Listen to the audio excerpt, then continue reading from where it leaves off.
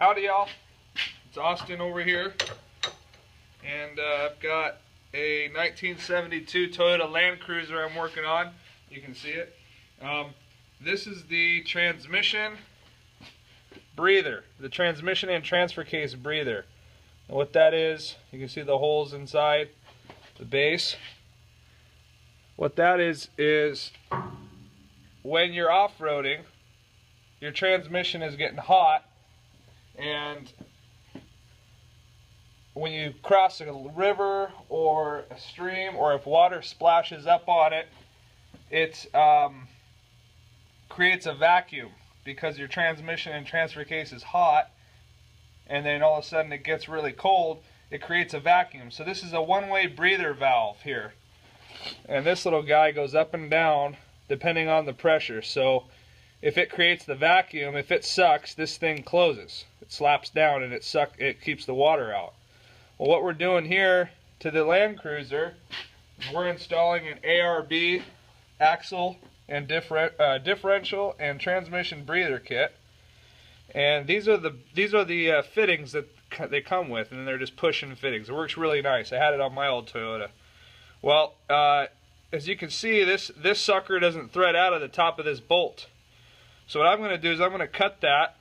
I'm going to cut that off with my multi-tool, and then I'm going to tap it for this to fit this fitting. So that way we can make sure that we can route the hose above into somewhere where it's not going to suck in the water. So stand by.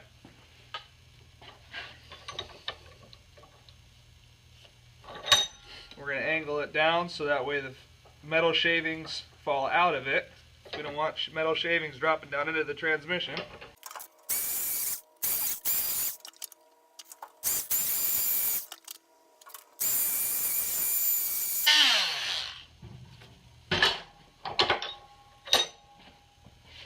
There. We're going to clean that up with the grinder here.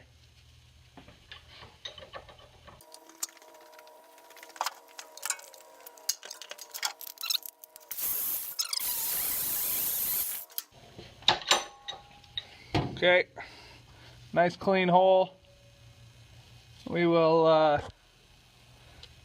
throw this thing in the parts washer once I tap it.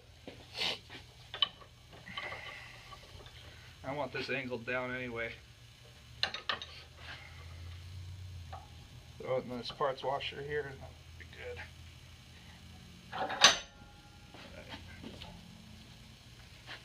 So, cutting wax here. Brute Lube. It's the best stuff in the world. I love this. Works great for driving in drywall screws into 2x4s.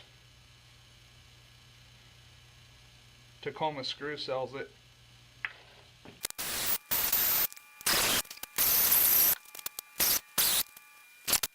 So there it is. I got it all drilled and tapped.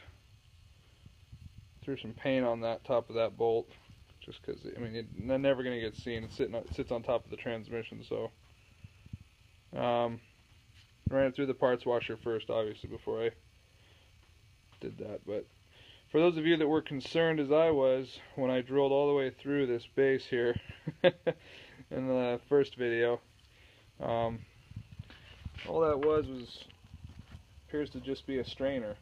And it was just glued in the bottom of this somehow. So I'm going to take some adhesive sealant or gasket maker or something and just goop it in there. Just use some RTV silicone sealant and got that sucker just tapped right back in there.